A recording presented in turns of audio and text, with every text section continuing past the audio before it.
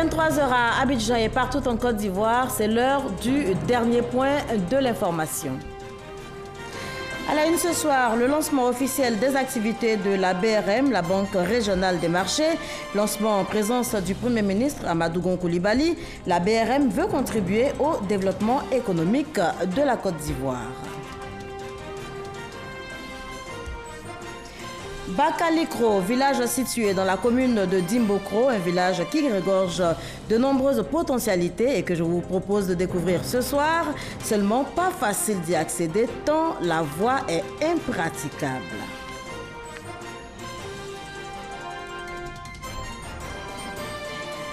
À Pyeongchang, en Corée du Sud, la cloche a sonné ce vendredi pour marquer le top départ des Jeux Olympiques d'hiver 2018.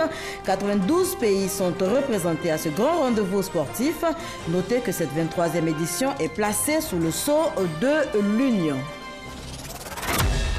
Bonsoir à tous, on démarre avec le lancement officiel des activités de la BRM, la Banque régionale des marchés. Lancement en présence du Premier ministre Amadou Gon Coulibaly. Notez que la BRM veut contribuer au développement économique de la Côte d'Ivoire. C'est avec Francis Boifo qu'on en parle. La Banque régionale des marchés BRM, officiellement installée en Côte d'Ivoire. Le Premier ministre Amadou Gon Coulibaly a lancé les activités de cette banque d'affaires située au plateau boulevard de la République. La BRM est la première banque spécialisée dans l'intermédiation financière par les titres. Différente des banques commerciales, la Banque régionale des marchés veut contribuer au dynamisme économique impulsé par le marché financier local. 8 836 milliards de francs CFA collectés au 31 octobre 2017.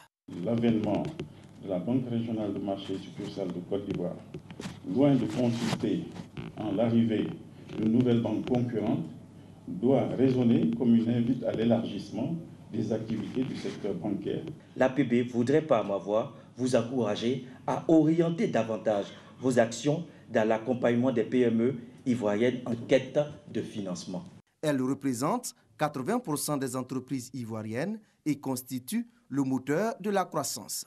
Le chef du gouvernement, Amadou Gon Coulibaly, pense que la BRM peut booster cette croissance à travers ses 3 pôles d'activité. La banque de marché, la banque d'affaires et la gestion d'actifs devraient lui permettre, en emploi doté, d'accompagner les secteurs publics et privés dans le financement des projets devant conduire notre pays à l'émergence. J'ai foi à l'engagement de la BRM à soutenir la Côte d'Ivoire dans son élan de développement économique et financier. La Banque régionale des marchés BRM, aujourd'hui, c'est plus de 10 000 milliards de francs CFA d'opérations réalisées depuis sa création en 2007. Plus de 120 milliards de revenus générés. Elle est présente au Sénégal, au Niger et en Côte d'Ivoire. La mise en œuvre du PND, le Plan national de développement 2016-2020 et des ODD, Objectifs de développement durable, a enregistré des progrès au titre de l'année 2016, notamment un taux de croissance de 8,3%. Le rapport 2017 sera connu en juillet 2018. Ce sera donc au prochain forum de haut niveau à New York. Avant l'heure, le ministère du Plan et du Développement s'organise. C'est ce que nous dit Justine Djiké. La Côte d'Ivoire s'est engagée à réaliser les objectifs de développement durable, ODD, adoptés par les Nations Unies en septembre 2015 et le gouvernement ivoirien s'est porté volontaire pour présenter un examen des ODD lors du prochain forum politique de haut niveau sur les ODD en juillet 2018 à New York. Par ailleurs, la Côte d'Ivoire est tenue d'élaborer chaque année un rapport de suivi de la mise en œuvre du Plan national de développement PND qui prend en compte les ODD. Le suivi et l'évaluation des politiques offre au pouvoir public, aux acteurs du développement et à la société civile de meilleurs outils pour tirer des leçons des expériences, pour améliorer l'efficacité des interventions publiques, pour mieux affecter les ressources et pour rendre compte aux parties prenantes des progrès réalisés. En collaboration avec le ministère du Plan et du Développement, nous avons esquissé les axes d'alignement du PND avec les ODD.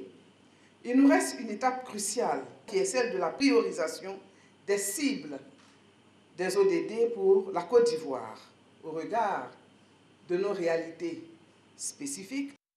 Le premier rapport 2016 de mise en œuvre du PND 2016-2020 révèle entre autres qu'avec un niveau d'investissement en 2016 de 4 453,8 milliards de francs CFA contre une prévision initiale de 4 247,6 milliards de francs CFA, soit un taux de réalisation de 104%, un taux de croissance de 8,3% a été réalisé avec une projection moyenne de 8,1% entre 2017 et 2020.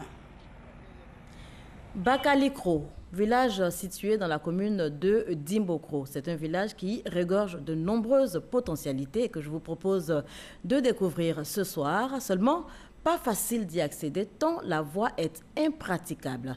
Les populations appellent donc de tous leurs vœux un pont. Elles sont au micro de Eugène Atoubé. Le train qui traverse le pont ferroviaire sur le fleuve Nzi, un spectacle que tous les habitants de Dimbokro connaissent bien. Mais pour tous ces hommes, femmes et enfants, à moto, à pied ou en bicyclette, c'est une véritable épreuve. Toujours le cœur serré et inquiet à chaque enjambement du Nzi via le pont ferroviaire. C'est le cas de cet homme qui se rend à Bakalikro, village situé à 4 km de Dimbokro. Pour prendre un véhicule et aller à Fatéassou, il faut parcourir 30 km. Alors que nous sommes à 4 km de deux villages. La RAN a fait un pont sur le Nzi et ce petit pont que vous voyez là, c'est sur ça que tout le monde se sert dessus. Si ce n'est pas par pirogue, il n'y a pas d'autre passage. Et la pirogue, elle est dangereuse parce que souvent les gens tombent dans l'eau. Nous nous donnons rendez-vous au village. Bakalikro, officiellement appelé Fatéassou, c'est le premier village que l'on trouve à la sortie du pont ferroviaire sur le Nzi. À ses alentours et au-delà, de nombreux villages de Dimbokro et du département de Mbato, comme Tiemelekro, Serebissou, Adibrobo ou Telebo, zone de production de vivriers qui alimentent les marchés de Dimbokro. Mais pour se rendre dans ces localités, à bord d'un véhicule, il faut faire le grand tour.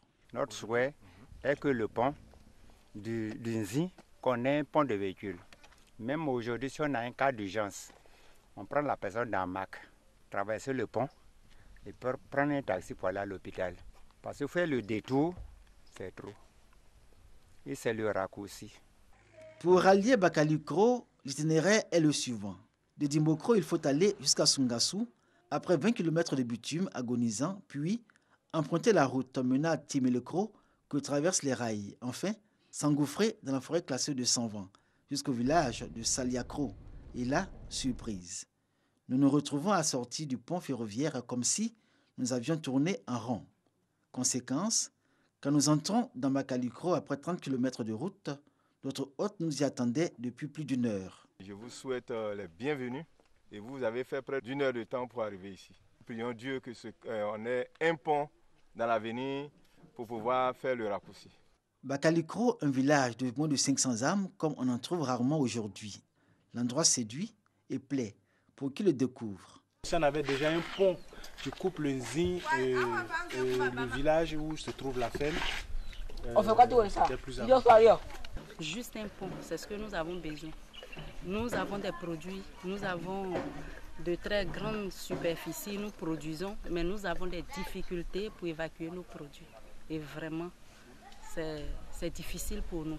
Bakalikro, dans la commune de Dimbokro, pleure de savoir qu'il est si proche de la ville, mais loin et long à atteindre quand on veut s'y rendre en voiture. La faute au fleuve Nzi maugrait encore les populations de ce village qui, depuis belle lurette, ont choisi, par souci d'économie, d'emprunter le pont de fer au détriment de la pirogue dont ils gardent encore de bien mauvais et tristes souvenirs. Voilà, un reportage signé Eugène Atoubé. 3 milliards de francs CFA en matériel didactique pour une trentaine de directions régionales et départementales du ministère de l'Éducation nationale, de l'enseignement technique et de la formation professionnelle. Un don remis par la ministre Kandia Camara et qui vise à améliorer les conditions de travail du personnel, également des apprenants. Mama Traoré. De ses propres mains et en leur murmurant des consignes de bon usage, La ministre de l'Éducation nationale, Kandia Camara, a remis du matériel didactique aux responsables éducatifs régionaux, de matériel informatique, outils techniques et pédagogiques visant à l'amélioration des conditions de travail des acteurs du système éducatif. Cette cérémonie est une preuve supplémentaire de la promesse que je vous ai toujours faite, à savoir que le gouvernement ivoirien ne calcule pas quand l'école est en jeu. Nous leur donnons des équipements conséquents pour assumer leurs charges administratives. Elles pourront mieux affiner leur gestion et conforter leur leadership. À cette cérémonie tenue au lycée classique de Cocody, Kandia Camara a également invité le corps éducatif à plus d'ardeur dans le travail. Mes chers collaborateurs, ma conviction, c'est que nous ne pouvons pas atteindre nos objectifs en matière de qualité sans moyens probants. Au moment où je vous invite justement à un contrat d'objectifs et de performance. Les bénéficiaires, eux, se veulent rassurants. Ils entendent tout mettre en œuvre pour mener à bien la mission qui leur est assignée. D'un coût total de 3 milliards de francs CFA, ce projet d'équipement des écoles connaît un taux de réalisation de 50%. Et on parle éducation toujours. Le secrétaire national au renforcement des capacités, Epiphane Zoro, était ce vendredi en visite de travail au centre d'éducation à distance de Côte d'Ivoire. Il a été question pendant sa visite de services de qualité. Alexis Oudraogo. Donner la possibilité aux cadres et décideurs des secteurs publics et privés de renforcer leurs capacités managériales en restant dans leur environnement familial, sans frais de voyage, de visa ou autre interruption de travail. Voilà tout l'intérêt du CED, le Centre d'éducation à distance de Côte d'Ivoire. Ce vendredi, le secrétaire national au renforcement des capacités, Epiphane Zoro, par ailleurs président du conseil de gestion du centre, s'y est rendu en visite de travail. Les programmes développés par le CED sont tellement importants qu'il est impérieux de discuter déjà avec l'École nationale d'administration une plateforme de collaboration qui soit systématique, de telle sorte que les produits, les services offerts par le centre d'éducation à distance bénéficient directement déjà aux cadres qui sont formés à l'École nationale d'administration. En partenariat avec l'ENA Paris, l'Université de l'administration du Québec, le CED a la prétention de valoriser les compétences des cadres ivoiriens et accroître ainsi l'impact du développement, une vision que partage le SNRC. Nous pensons spécialement à la question de la langue, qui est une question essentielle. Et le CED a les ressources qu'il faut pour outiller nos diplomates, pour outiller nos fonctionnaires, pour que les agents, les fonctionnaires qui parlent au nom de la Côte d'Ivoire soient suffisamment outillés sur la question de la langue. Il y a aussi la question de la déconcentration des activités, faire en sorte que les services qui sont offerts puissent bénéficier à tous les agents de l'État, à tous les cadres du secteur privé qui évoluent dans l'arrière-pays, qui ont besoin de formation, qui ont besoin d'être ouverts sur le monde. La rencontre a été aussi l'occasion de voir l'évolution des travaux du nouveau siège de la structure. Il devrait permettre d'améliorer les capacités d'accueil du centre. E-Report Côte d'Ivoire, la parole aux adolescents et aux jeunes. La plateforme a été officiellement lancée ce mardi dans la commune de Cocody. Il s'agit d'une plateforme de messages et de sondages pour donc donner la parole aux jeunes sur des questions de développement. Patricia Omouetia pour en parler. Tous munis de leur téléphone mobile, ces utilisateurs de U-Report, appelés U-Reporters, peuvent partager, recevoir et donner leurs avis sur des sujets qui leur tiennent à cœur. Plus de 61 000 adolescents U-Reporters, âgés de 15 à 24 ans, se sont penchés entre autres sur des questions comme la lutte contre la violence, le sport, l'éducation et la santé, de façon anonyme à travers des SMS, Facebook et Twitter. Ça montre quand même l'ouverture du gouvernement à ce que les gens peuvent s'exprimer librement, contribuer, donner leur opinion. La plateforme permet aux jeunes de recevoir des informations en temps réel et des réponses dans les 24 heures, suivant leurs questions les plus pressantes, à travers un chat en direct entre les experts et les spécialistes des programmes de l'UNICEF. À terme, le report permettra à l'État de mesurer l'efficacité des politiques mises en œuvre en faveur des jeunes, tout en s'assurant de prendre en compte leurs besoins réels et de renforcer les moyens de leur promotion et de leur protection. L'objectif du report est d'amplifier la voix des jeunes pour leur permettre de participer au débat public et de se prononcer sur des sujets de société qui les touchent. En Côte d'Ivoire, plus de 50% de la population est âgée de moins de 25 ans. Ces 14 millions de jeunes activistes et d'acteurs du changement au sein de leur communauté représentent la génération qui contribuera au progrès vers un avenir meilleur et plus prometteur. La boulangerie et la pâtisserie, des secteurs d'activité de plus en plus prisés par les opérateurs économiques en Côte d'Ivoire. Et dans la région de Béquet, de gros efforts sont fournis pour produire des produits donc de qualité, les offrir donc aux populations. Pour preuve, la qualité du pain qui s'améliore au fil des années à Boaké. Toutefois, beaucoup reste encore à faire pour assainir donc le secteur. Alain Essois et Léon Brou se sont intéressés au sujet. Batteurs mélangeurs, pétrins, diviseuses, façonneuses, trancheuses, fours à convection, ouvriers en uniforme, nous sommes dans une boulangerie de Boaké. Cette armada de matériel haut de gamme dans la production du pain sonne la réorganisation et la redynamisation de la filière boulangère. Aujourd'hui, pour pouvoir avoir une bonne qualité, il faut les meilleurs produits. Ces produits, il y a d'autres qui sont chers et ils font la qualité. Pour fabriquer le pain, sérieusement, il faut avoir les moyens, le matériel de travail et puis la propriété aussi. Résultat de ce déploiement du pain de qualité, et ce sont les clients qui en témoignent. Je suis venue ici acheter du pain pour mes enfants parce que mes enfants aiment le pain et ici c'est le meilleur endroit. Le pain est doux.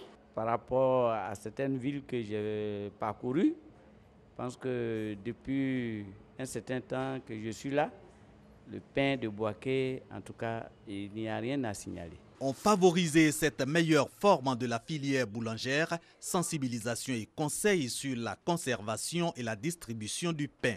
Des actions certes à l'actif de ses prédécesseurs, mais surtout sous l'impulsion de Siloué Smaïla. À la tête du syndicat national des patrons boulangers, seulement en décembre 2017, Smaïla s'est donné pour credo la qualité du pain made in Côte d'Ivoire. Je suis arrivé ici carrément dans la période de la crise. La farine venait de partout, qui n'était même pas de bonne qualité. On a réussi à stabiliser l'utilisation de cette qualité de farine-là. Et à la suite, maintenant, je me suis quand même mis au travail aux côtés des boulangers pour les amener quand même à embrasser la bonne qualité. Reste maintenant le développement de la filière. Patrons boulangers et autres acteurs sont unanimes. Il faut allier professionnalisme et probité. Avec le syndicat, on cherche des moyens d'abord pour pouvoir attirer surtout même les livreurs du pain. On veut les canaliser un peu. Nous avons pu quand même soigner le visage de beaucoup de boulangeries au sein de la ville de Boaké. Et nous sommes en train de travailler toujours dans le même sens, avec l'avènement du syndicat bien sûr, pour organiser, la vente, la distribution du pain. Le syndicat national des patrons boulangers de Côte d'Ivoire, ce sont environ 120 boulangeries affiliées. Et on poursuit en images avec l'installation des comités de développement durable des ministères. On parle environnement, vous l'avez compris, et ces comités auront pour mission de sensibiliser, informer, éduquer et former les populations en vue de constituer une masse critique d'acteurs appliquant les éco-gestes, réduction du gaspillage d'eau et d'électricité notamment. Le 6 février 2018, la communauté internationale commémorait la journée de lutte contre les mutilations génitales féminines. Eh bien, à l'occasion, la direction régionale du ministère de la Femme, de la Protection de l'Enfant et de la Solidarité a organisé dans le Tonpi une journée de mobilisation. Mobilisation pour dire non au mariage forcé et aux grossesses en milieu scolaire. Ève Boué. Collège moderne des jeunes filles Dominique Ouattara de Mans. Une mobilisation communautaire pour célébrer la jeune fille à l'occasion de la Journée internationale de lutte contre les mutilations génitales féminines MGF. Plus de 500 jeunes filles réunies autour du thème « Ensemble, engageons-nous pour une tolérance zéro contre les MGF, dire non au mariage forcé et grossesse précoce pour l'épanouissement de la jeune fille ». une initiative de la direction régionale du ministère de la Femme, de la Protection de l'Enfant et de la Solidarité et de ses partenaires. Pour planter le décor, le directeur régional fait le point des actions menées pour adresser les questions de violation des droits des enfants et de la femme dans la région du Tonkpi. Ensuite, un défilé avec des messages forts, puis des sketchs et des communications sur les thématiques des MGF, le droit des enfants, les mariages forcés et les grossesses en milieu scolaire. Des jeunes filles conscientes de l'enjeu s'adressent aux personnes qui continuent encore de s'adonner à ces pratiques avilissantes. Les parents ne doivent pas nous forcer, les parents doivent attendre d'abord que nous soyons mûrs avant de nous marier. J'aimerais dire aux parents d'arrêter de forcer les jeunes filles à se marier. Ils attendent que la jeune fille soit vraiment mature pour se marier et qu'elle-même décide de choisir elle-même son propre mari. En tant que jeune fille, j'aimerais franchement dire aux parents sincèrement d'arrêter l'excision parce que ça détruit vraiment la jeune fille. À cause de l'excision, certaines filles peuvent être stériles. C'est vrai, au passé, ils l'ont fait. Mais notre temps et le temps passé n'est pas méchant. Nous sommes maintenant au 21e siècle qui comprennent que l'excision vraiment n'est pas intéressant. Ça détruit la jeune fille. Il faut donc arrêter de détruire la jeune fille. Il faut mettre fin aux mutilations génitales féminines, surtout dans cette partie de la Côte d'Ivoire qui présente un taux de prévalence de 73,3% selon l'enquête démographique et de santé EDS en 2012. On en vient à présent au volet politique de ce journal avec la tournée entreprise depuis quelques semaines maintenant par le Rassemblement des Républicains, tournée de sensibilisation et d'information qui a conduit les responsables du RDR à Tiapoum, à Minignan et également à Prikro. À Kwasi-Kwasi-Kro, dans la région d'Inzi, ce sont des militants mobilisés qui ont échangé avec les envoyés de la direction du parti. Une délégation conduite par Ossène Ouattara, venue sonner la remobilisation pour un RDR leader dans cette partie de la Côte d'Ivoire.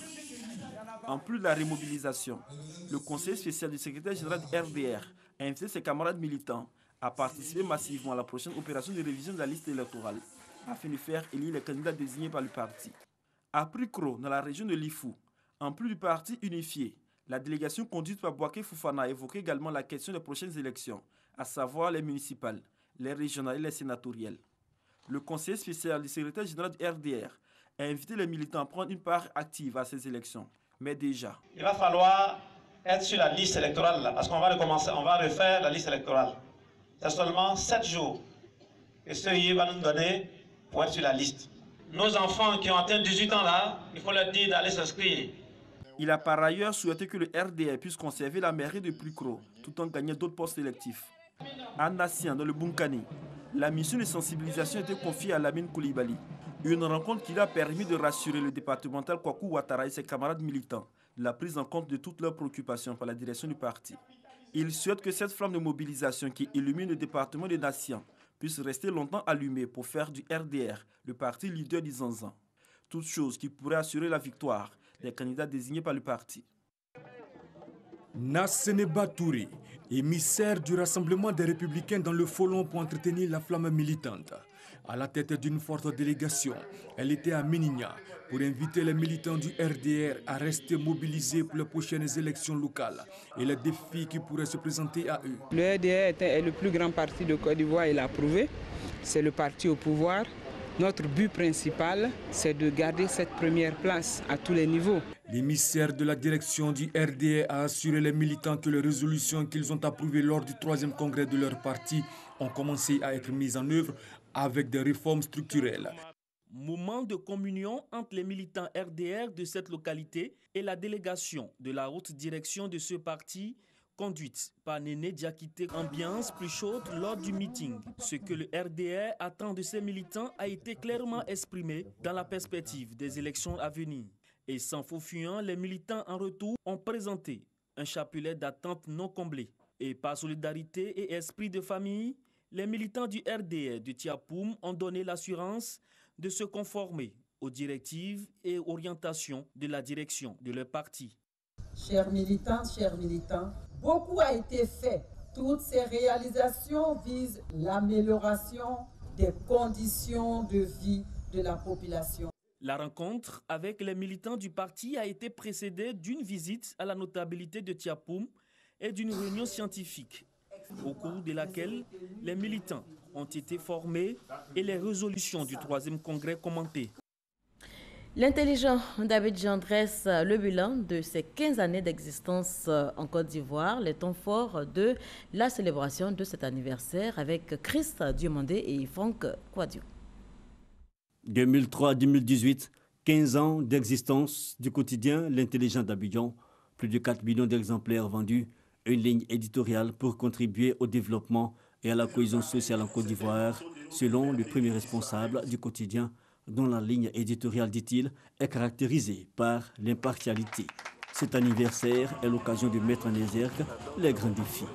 Les défis, on a déjà le club des amis et des lecteurs de l'intelligent d'Abidjan. Nous allons restructurer le club. Il y a la fondation de l'intelligent d'Abidjan qui sera lancée. Nous allons lancer des initiatives pour promouvoir l'emploi et renforcer notre responsabilité sociétale. Donc nous avons beaucoup de projets, nous avons beaucoup d'événements. Les défis sont nombreux et les perspectives sont intéressantes.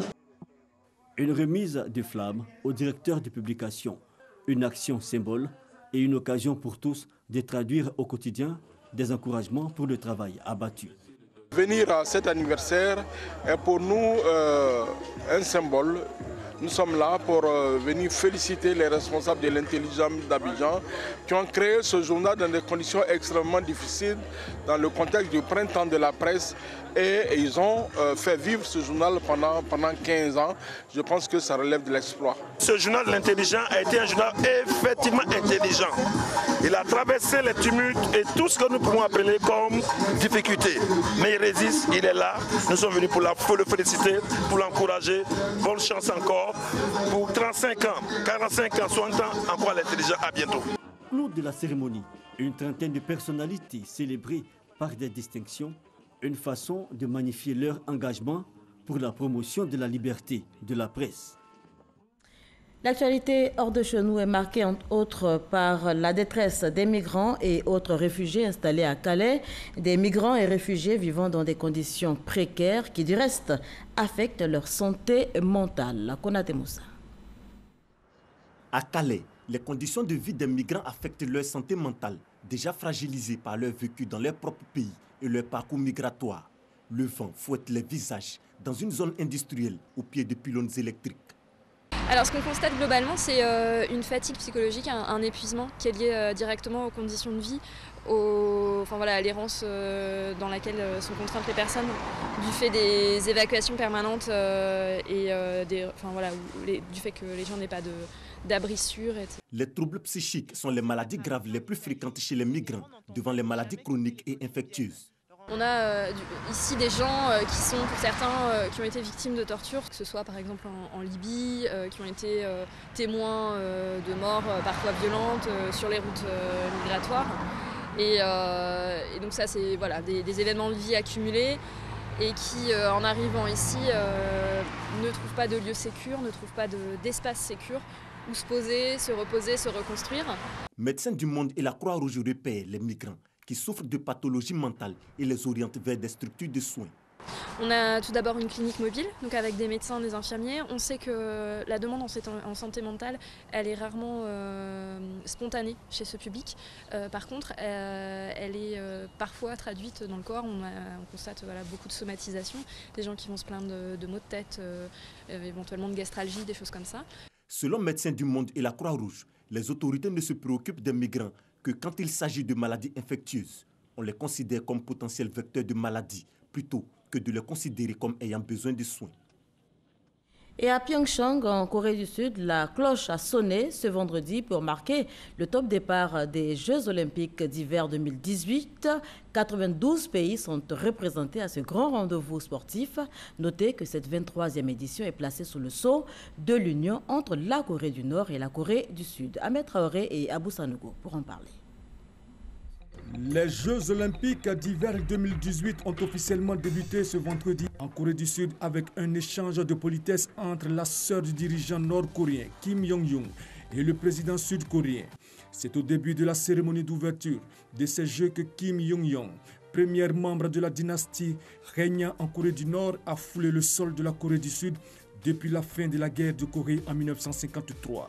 Autre symbole fort, le passage en commun des sportifs des deux pays, vêtus de blanc et dont les tenues indiquaient seulement le mot Corée dans le dos. Les Jeux Olympiques 2018 qui s'étaleront jusqu'au 25 février sont déjà témoins d'un spectaculaire rapprochement entre les deux Corées, ennemis historiques depuis 1953. Pour rappel, plus de 2900 athlètes représentant 92 États vont se disputer les 102 titres décernés dans 7 sports et 15 disciplines. Premier grand rendez-vous de sport de l'année 2018 avant la Coupe du monde de football en Russie. Voilà, c'est ici qu'on s'arrête pour cette édition. Merci de l'avoir suivi. On se retrouve demain, même heure.